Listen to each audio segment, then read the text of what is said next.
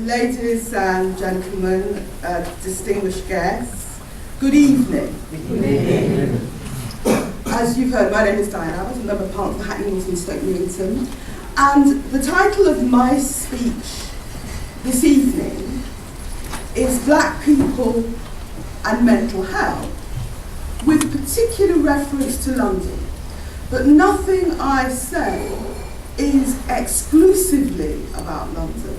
You can find the pattern of the challenges I'm going to set out throughout the country.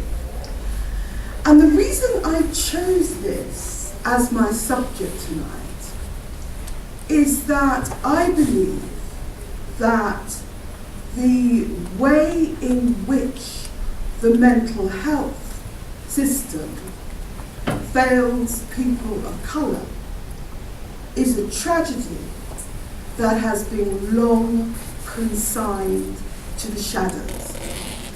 There's been a lot of debate recently about the importance of parity of esteem between mental health and physical health. It's something the coalition government has spoken about, the minister, it's something the shadow health minister, my friend and colleague Andy Burnham, has spoken about. But I feel, as well as parity of esteem between mental health and physical health, we need to talk about a parity of care between all sections of the community. And at this point, that isn't happening. I hope to set out briefly some of the findings of research over the decades which confirms that we're not seeing parity of care and service. So it's a long-standing issue. It's an issue, not a new issue, it's an issue which goes back decades. It's a particular issue for London, in as much as half of Britain's black and minority ethnic community is actually inside the M25. And we know it's hard sometimes to get the figures, and I'm going to return to the importance of collecting the data. But we know, for instance, in Lambeth, more than half the people admitted to acute psychiatric wards, and more than 65% of the people in forensic secure wards are from the Caribbean and African communities. I know from regularly visiting Hackney psychiatric wards and the Hackney forensic unit that the proportion in Hackney is as high, and I think higher. And it may be that the figures for Lambeth are statistically based, but you only have to walk into these psychiatric wards in London to see that the majority of beds in the big London mental health institutions, be it the Maudsley, be it beds in localities, are occupied by people of colour. So you may be saying, why am I interested in this? I have a long-standing interest in black mental health. This is the first time I've ever made a speech on it, but it's a long-standing interest of mine. It's partly because my mother was a mental health nurse in the 60s and 70s, and on the general question of parity of esteem, I'm very clear that there's not a parity of esteem between mental health and physical health. Because my mother, she came here as a pupil nurse in the 60s, as that whole generation of West Indian women. Then she took time off work to bring up her family. She then went back into nursing in the 80s, late 70s and 80s. And my mother's career in nursing and the physical positions of it, physical structures in which she found herself, exemplify the lack of parity of esteem in mental health. The first thing to say about parity of esteem is that I think it's always tended to be the case that what you might call the high flyers in health don't necessarily go into mental health. I'll never forget when I was a brand new MP in 1987, and the then chief nurse for City in Hackney said to me, "Oh, you must come round our hospital." And she said, "The good time to come is late at night." She said, "Meet me at 10 o'clock at night, and I'll take you to our 3 major hospitals, Barts, the Homerton, and Hackney Mental Hospital." So I met her. She was a very nice woman. I met her at 10 o'clock at night, and we went around Barts. This was the old Barts before it became Barts. So we went around Barts, and she didn't think it was anywhere remarkable, but in Barts, even at dead of night, you didn't see a single black nurse. Then we went to the Homerton, and there were quite a few black nurses there doing the night shift. And she said to me innocently, "You know, they seem to prefer the night shift. Our day shift is quite different." And then I went to the old Hackney Mental Hospital, which was an old workhouse, and as grim as you might imagine. And of course, all the nurses there were day and night. There has long been, I'm not taking anything away from the specialists in mental health, but certainly as far as nurses are concerned, there has long been a stratification about who works in mental health as opposed to physical health. So I was talking about my mother being a mental health nurse, and she was devoted. She dealt with geriatrics with dementia. But when she went back into nursing, she worked in a hospital outside Huddersfield, which was called Storthes Hall. It's now been closed down. You can Google it and find it's been closed down. It was a Victorian workhouse, and it looked like a Victorian workhouse.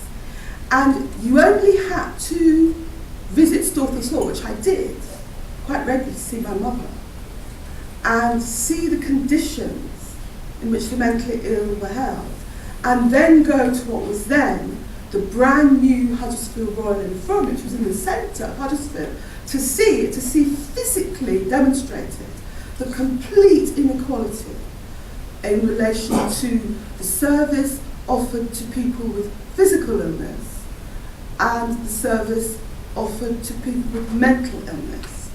So my mother's life as a nurse brought home to me a number of these issues, particularly the general issue about lack of parity esteem. And yet, my mother loved her job.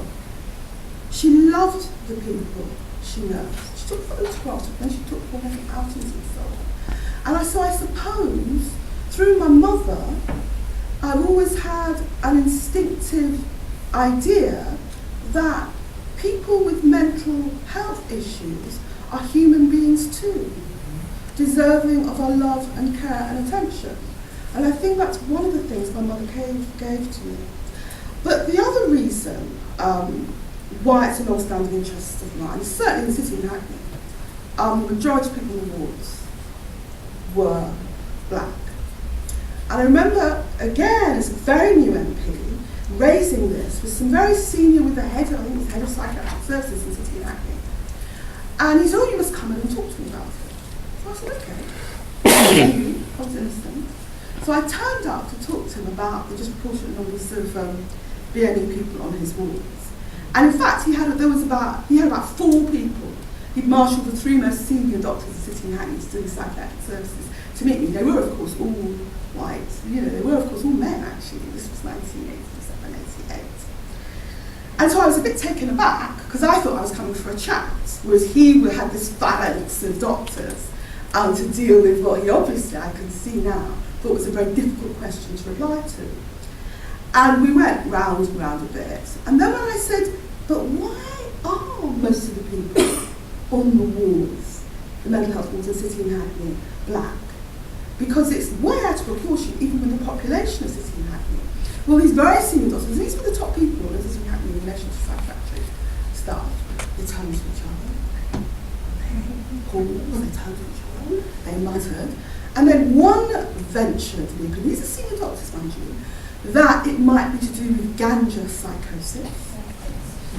And then another one ventured the opinion that maybe more mad people were migrating from the Caribbean. And I had to say to him, it's hard enough to get to come into this country if you're sane. It seems to me, in the highest degree unlikely, that the authorities are allowing all these mad people to come into the country.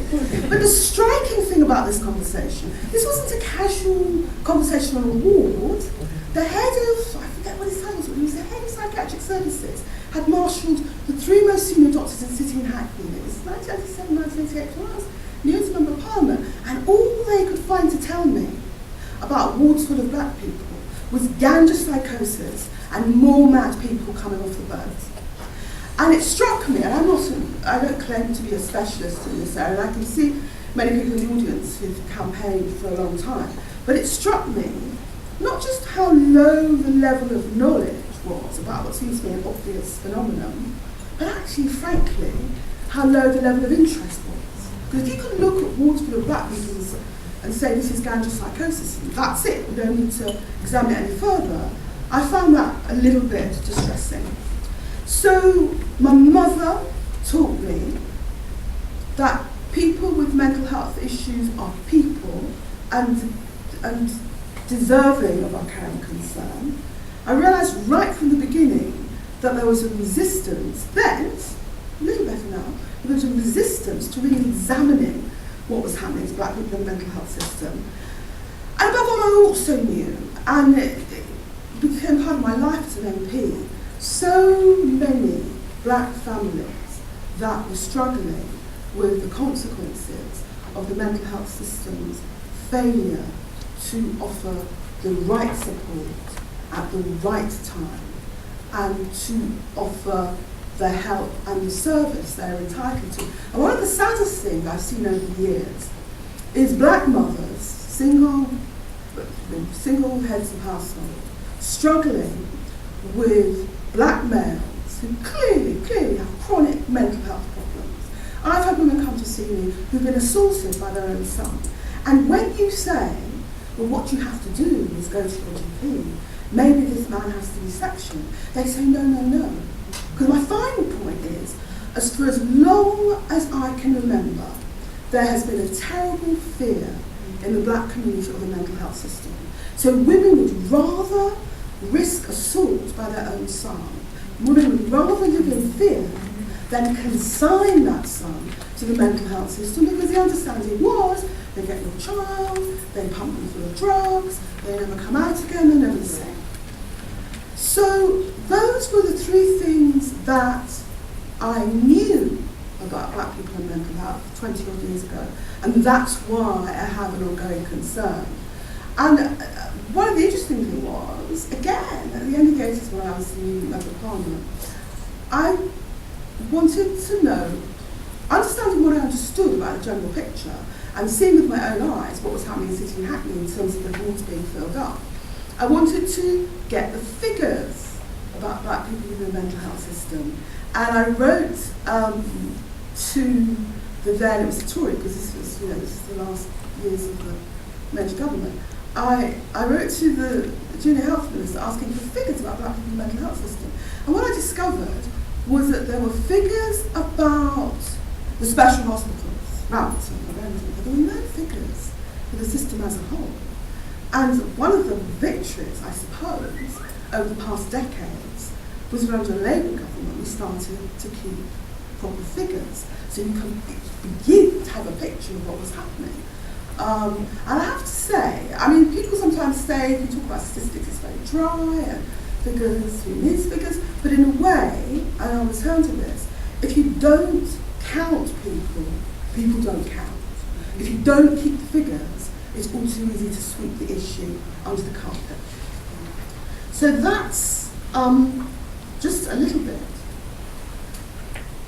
about why this has been a long-standing interest of mine. So what is the overall picture in relation to black people and mental health? Well, the overall picture hasn't varied really since I first started to look at the issue in the 80s. There are disproportionate numbers of black people in the system, particularly men, We are more likely to be labelled schizophrenic. We present later than the mental health system, so of course everything is middle class, and that makes matters worse. We are more likely to come into the mental health system through the criminal justice system, particularly just being picked up by the police on the street and finding a subsection. We are much less likely to be offered talking therapy. I remember, I think it was in the 90s, I went to, I won't name it because I don't want to cause problems, but I went to a centre in West London which specialised in talking therapy, and what they did, which was very good in and of itself, was they got the whole family in, and they would offer the whole family talking therapy. And I remember going to see them because they had contacted me because they were facing cuts. So I went along, and I was impressed with what they're doing because I think, and I'll return to this, there's issues, I mean, you can't take an individual's mental health problems in isolation, you have to look at the family, external pressure. So I was very impressed with their work. What I noticed, I spent the morning with them, what I noticed is I walked around. It wasn't just a West London facility, it was a London-wide facility. It's the only facility of its kind which offered group family therapy. But what I noticed when I walked around was no black people there, no black people there at all. And that was a shock, because I was used to going to mental health wards and mental health hospitals, where, as I say, the majority of people were black. Certainly they were very diverse. There were no black people there at all. So I said to them, do you treat many black families? They said, no. And I said, is there a reason for that? They said, well, we find black people don't benefit from talking therapy.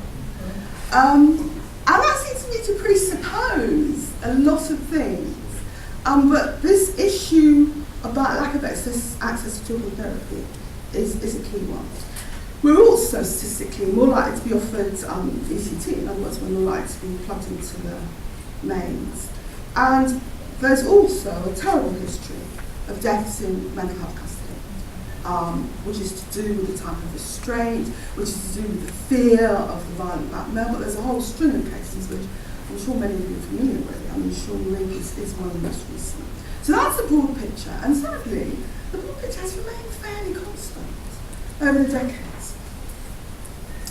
But let's go through some of the work around this issue over the years by government and others. And I'm doing this just to demonstrate that the last thing we need actually around black mental health is actually more research, because research has been done, trust me.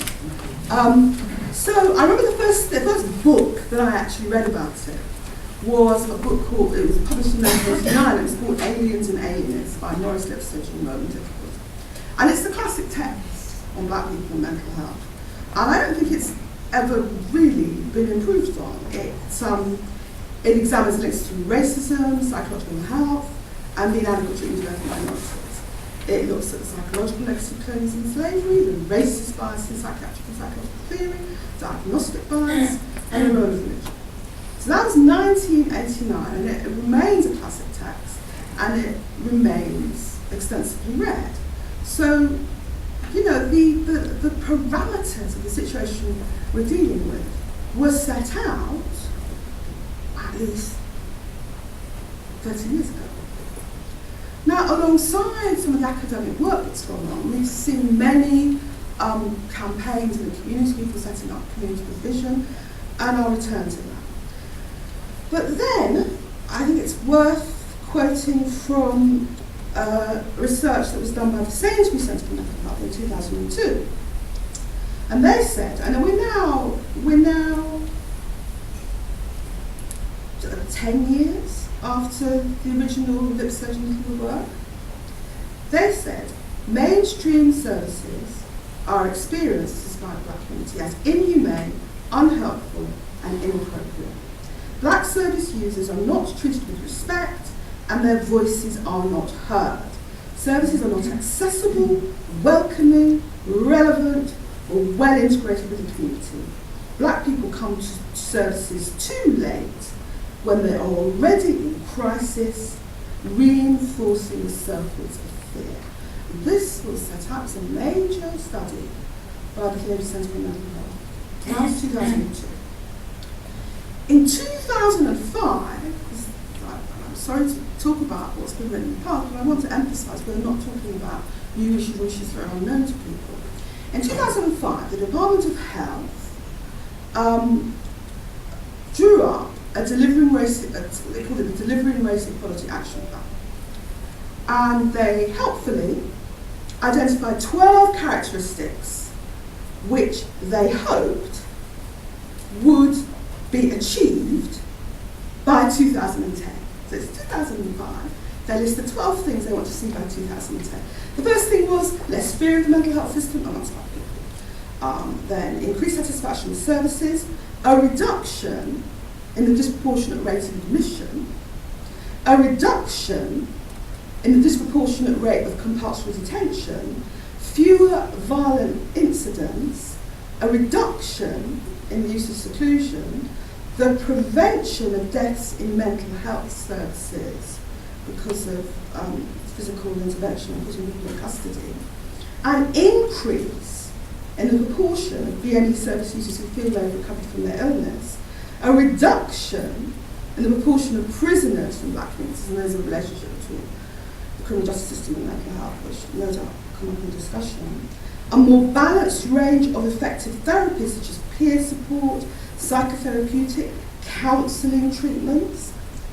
Number 11, a more active role for BME communities and BME service users in the training of professionals in the development of mental health policy. And finally, a workforce and organisation capable of delivering appropriate and responsive mental health services to black people. Those are their 12 points. I think we can agree they're very sound points. So this was 2005. This was the Department of Health saying what it wanted to see by 2010. Okay, let's go forward to 2010 and what had happened about those 12 points. Fortunately, in 2010, the Care Quality Commission drew up a document called Count Me In. And one of the things they did was look at the progress on the action points in the Delivering Race Equality Strategy 5 years ago. And what did they find? Did they find there'd been improvement on some things but not others? Did they find there'd been improvement on the easier things but not the harder things? Did they find any improvement at all? Well, I'll tell you what they said. They said the report found that in relation to admission, detention under the Mental Health Act, and seclusion, those concrete goals, nothing had altered materially since 2005. So in 2005, the Department of Health, and the Department of Health didn't do this casually, it's a major thing for them, this race equality strategy, had set out where they wanted to go, and in 2010, they weren't even halfway there, the issues were the same. And I can remember over that period going to see, because it was now a Labour government, 2005, going to see a Labour health minister who actually, because somebody I got on with quite well, and wanted to talk about, because I would go and see these ministers, and wanted to talk about black mental health. And at the time, it was a period when you had these cases where black men who were released on licence or something from their mental health institution were involved in acts of violence. And so you'd see their picture on the front page of the newspaper. So I said to him, well, I know this isn't, I know mad black men is not a particularly popular political issue, but, something needs to be done about all this. And he looked at me kindly and said, no, Diane, mad black men is not a particularly popular issue. And that really was the end of that. So we've come to 2010. I want to bring us almost up to date. In March 2013, Mind, you all know who Mind is, produced something called Mental Health Crisis Care, Commissioning Excellence for Black and Minority Groups. And what they had done, they had a year-long independent inquiry in 2010-2011, and they made a series of freedom of information requests in 2012, and what did they find?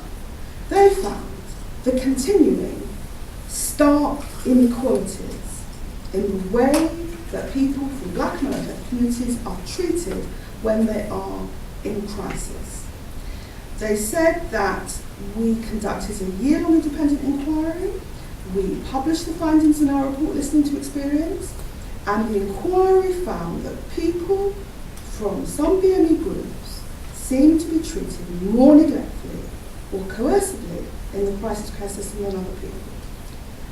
And then to bring us completely up to date in terms of reports and writing, in February of this year, the Network for Mental Health produced a report. It was called Ethnic Inequalities in Mental Health, Promoting Lasting Positive Change, and it was a consultation with black and minority ethnic mental health service users.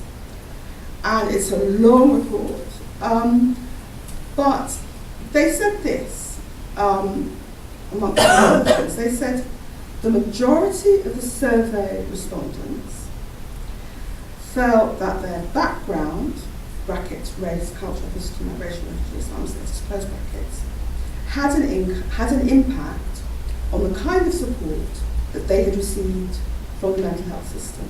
The most common themes raised in relation to this were over-medication, poor access to psychological therapies, and with people often mentioned both.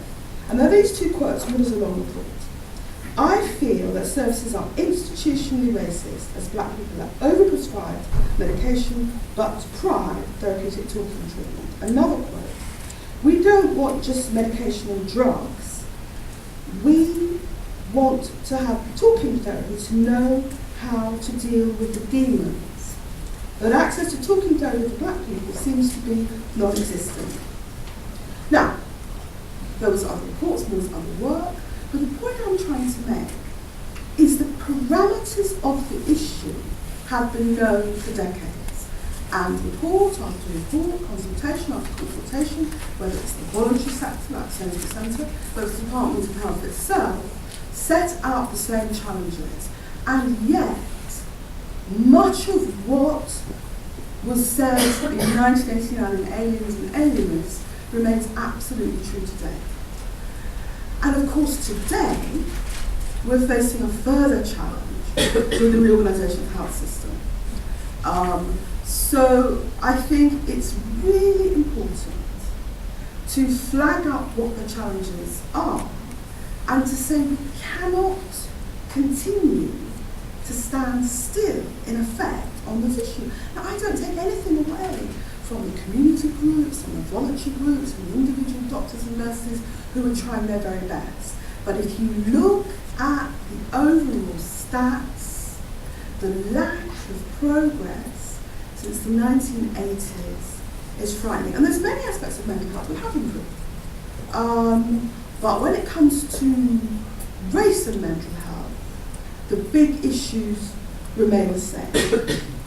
So, having outlined what I think the issues are, where do I think we should go on this issue?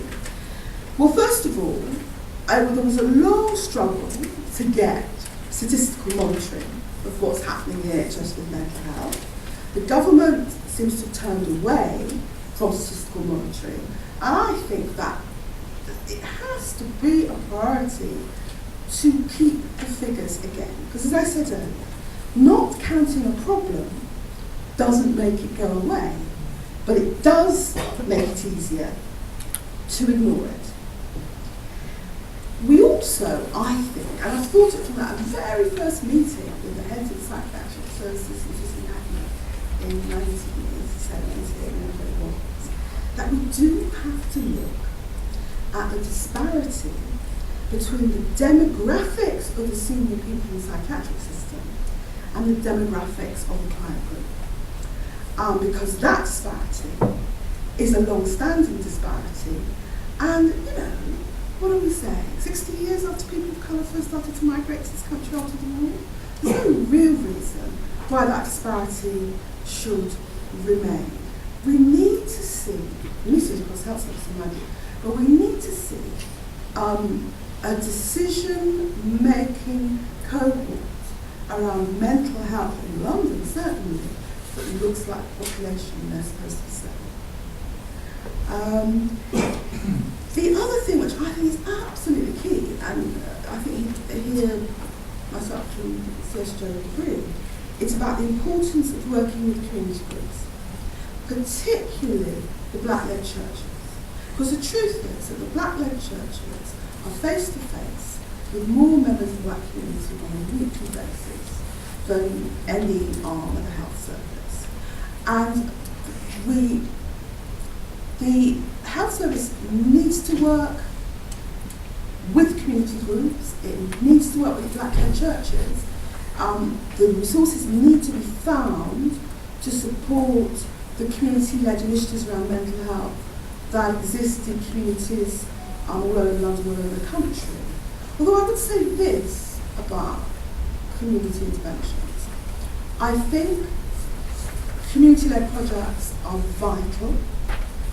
I think they've done some excellent work, but they do not compensate for a failure to mainstream a concern about black and minority mental health in the mainstream system. And the danger, when there was money, community groups and those sorts of interventions got money, that's all very good. But of course, when there isn't money, they're the first to be cut. And so I'm not saying community groups haven't done very vital work, but alongside them, these issues need to be much more mainstream than they are. I'm weary. Well, I was public health spokesman for nearly 4 years. I got weary of going to meetings to discuss these issues. No one was talking about black people. You know, I was often the only black person on the table. So I think these issues need to be mainstreamed, and I think that the personnel from the voluntary sector, there needs to be roots into permanent positions in the health service for them, because it seems to me that that expertise and that understanding is lacking. So I'm a huge supporter of the voluntary sector, but the thing that you just throw money at the voluntary sector when there's the money, and then when the money isn't there, you cut it, and you're actually looking at a mainstream mental health system where we're not reflected and we're not represented, I think is slightly tricky. But as I say, we need to work with the community, and a number of the reports that I've referenced talk about this. We need to work with the community on a level of mutual respect. And one of the problems, I think, with the way community groups, the way that putting money into community groups has sometimes worked, is it can put, I'm not saying it does put, but it can put community groups in what they call it in Jamaica, a kind of licky-licky situation. Because they're so worried about the next grant, it's very hard for them to say, actually, this isn't quite right, this is wrong, we want this. And so, like I said, there has to be a balance between funding community groups that can often do innovative things and often have a particular relationship with their communities, but making sure this stuff is mainstream, both in terms of policy, but also in terms of senior people at every level being part of the decision-making apparatus, because otherwise people are left vulnerable. I mean, it's just community groups are left vulnerable in hard times. The other thing that people need to understand, and I think it's not widely enough understood, is what a different world we're in after the NHS reorganisation. I don't want to be judgmental. But I'm going to say this. Before the NHS reorganisation, there was a whole range of issues which were essentially centrally driven. So it was possible to persuade a minister or persuade somebody senior in the NHS to do something, and it would happen. What has happened post the reorganisation is there's a lot more power in localities. The CCGs, the groups of GPs now that commission a lot of services, and local authorities and public health, as many of you will know. Public health has gone to local authorities, and they have a budget. It's actually a fixed, a guaranteed budget. I think it's 2 or 3 years they've got it for. And in principle, I mean, local GPs and local directors of public health making decisions is a very good thing. But I would just say a couple of things. One is that people who have campaigned on these issues are going to need to pivot and direct their campaigning at localities, at the commissioning groups that have the power to commission services, at Directors of Public Health. Live and direct, they have to target them. And I think people are still adjusting to that reality. It's not a question of going to Richmond House in Whitehall and convincing people, it's a question of targeting the local people who now have the powers and the budgets. Not to say that many of these local groups aren't doing this stuff on mental health, because they are, but there's more to be done. So I think that campaigners need to pivot and target more locally. I also think this. I think in principle it's absolutely excellent that local authorities have powers for public health and they have a budget. Not least because if local authorities are dealing with public health issues, including issues around mental health, they are better placed to achieve the kinds of coordination that Sir Michael Marmot talks about in the social determinants of mental health. And if there was ever a part of health which is about social determinants, it's mental health. Michael Marmot's thesis, as many people know, was that ill health isn't just what happens in the NHS, it's what happens in education, it's about unemployment, and all those are what the strategic factors, the social determinants of ill health.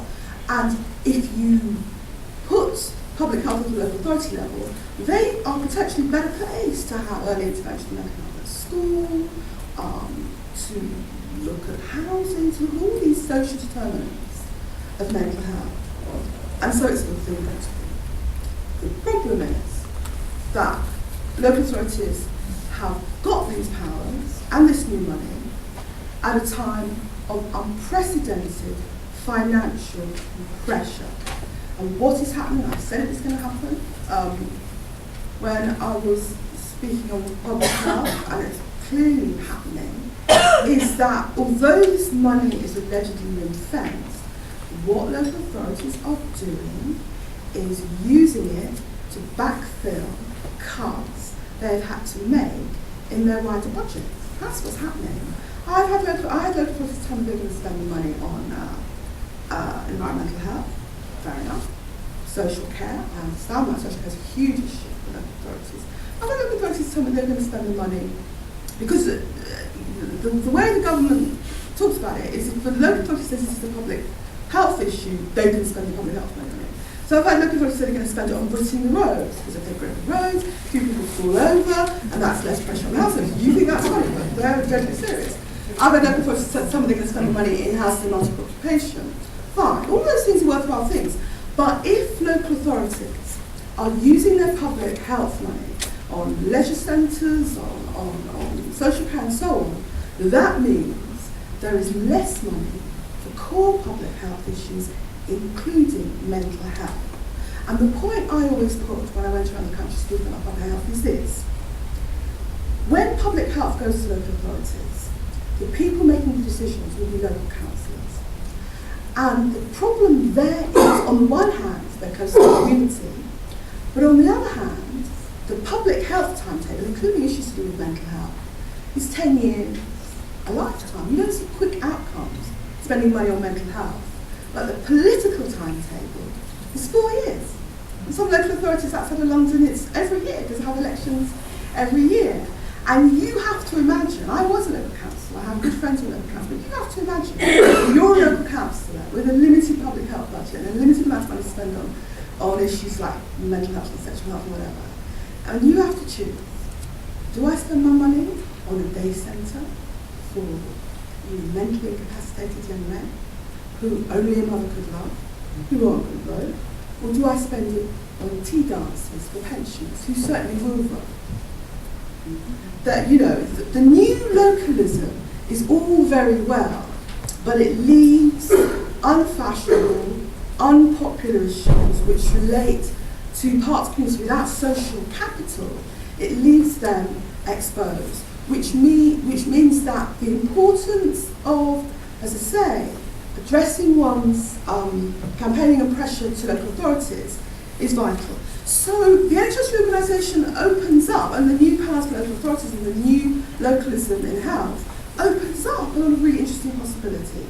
The problem is that unattractive, and I put that in inverted commas, issues, the problem is that they may get left behind. The only comeback the community has is when there's a council election, because people don't vote in council elections as to what they look for to stand on public health. They vote on parking, they vote on whether they're like Ed Miliband or not. They don't vote on, what's been done on the mental health. So I think that mental health in particular is something people have to be really focused on if we're going to see not even a lack of progress, but actually a falling back from some of the advances, some of the projects, some of the work that people have fought for over the past decades. I suppose some of the issues in relation to black people and mental health are general issues, but perhaps heightened in the case of black and Irish ethnic communities. A huge issue is stigma, which applies to everybody. We had a very good debate in Parliament, I think it was a year ago, maybe 18 months ago, about stigma. Because, I don't know how many people know this, but if you'd been mentally ill, depression, anything, whatever, you weren't supposed to be able to run as an MP. It's the one thing you can be a thief. Let's not mention thievery in relation to mental health. But you can do almost anything and become an MP with the willing to vote for you, but you cannot have ever had mental illness. And we had a very touching debate about that, where MPs on both sides got up and admitted for the first time in the floor of the House of Commons that they have been mentally ill, and we actually changed the rule. But anyway, there's the issue of stigma, and I think it's a huge issue for black and Irish ethnic community, and also the sense of it's a permanent stigma. That if you're mentally ill, it's not a phase you're passing through, like you've broken your leg, you have a broken leg for 6 months or whatever, and then you get better. But I think the thing which is so frightening to people, all people, but notably, in my opinion, black and Irish ethnic people, is a sense of permanent stigma, which is something I think we have to break down. The other thing to say, and I won't expand on it, maybe put the audience will expand on it, is that there's no question when you look at mental health issues that one of the variables are the external pressures on individuals and communities. And there's no question, it seems to me, that in one of the very difficult economic times, however you choose to analyse them, that it's even harder for communities, and that must have an effect on the incidence of mental health. This think tank, CSJ, was set up by Ian Duncan Smith, Secretary of State for Work and Pensions. So I will say nothing rude about him, because I promised him I would. But as I say, mental health, like a lot of health issues, this is where what my have to say is so important. Mental health, you cannot take it in isolation from issues around education, from issues around employment, from issues about how the welfare system works. So, if I can draw the threads of my remarks together, black people and mental health has long been an interest of mine. I have box files in my office going back over 20 years. I think it's never been more important to point out how little material progress there's been in relation to the way the black and minority ethnic community thinks of and relates to the mental health system. And this is despite, as I say, the work of many people in the voluntary sector, many individual doctors and nurses. It's never been more appropriate because partly because the pressures on communities is greater than ever. And partly because of the reorganisation, in a way, means there's all to play for. It's a long-standing issue. It's not an issue which politicians talk about. I don't know. I can't tell the last time I heard a politician. Well, it's only recently people started talking about mental health. But black people and mental health? I mean, outside of the seminars and things in the health service, people don't talk about it. And yet, in London, if you walk around these these wards and see what you see? Are we to say we're writing off these people? Are we to say that we are abandoning mothers' sons? Is that what we're saying? People who may well find themselves in the mental health system, maybe because of an individual frailty, but maybe because of the pressures they faced. I thought it was interesting, amongst the things I read preparing for this talk was a major piece of research, I think it's called ESOP. And what they did was they did a longitudinal study of schizophrenia in the black community. And what they found is what we all know, which is that levels of diagnosis of schizophrenia in the black community is much higher than the white community. But they also did, by way of comparison, a longitudinal study in the Caribbean. And there they found the levels of schizophrenia amongst black people is exactly the same as white people in the UK. Are we to abandon those people in those wards to the neglect and indifference of the system? Are we to abandon mothers' sons? I think that if we're talking about the good society, this issue about black people and mental health has been swept under the carpet too long. I believe that in London at least, where half of Britain's BME community is, it would be important to have a really strategic, London-wide push on these issues. And who knows, there might be a roadblock in 2016 if you're prepared to do this. I think the issue is about, it's not even the individual circumstances of the men and women that find themselves in the mental health system. It's not even about the tragedy and misery of the families of those people. It's about what kind of society do we say we are? What kind of people do we say we are? The test of a society is how it treats the most vulnerable. And there are few more vulnerable groups, as I speak to you, than black people caught in what can be the Kafkaesque world of the mental health system. Thank you for listening to me. I hope we have a good debate.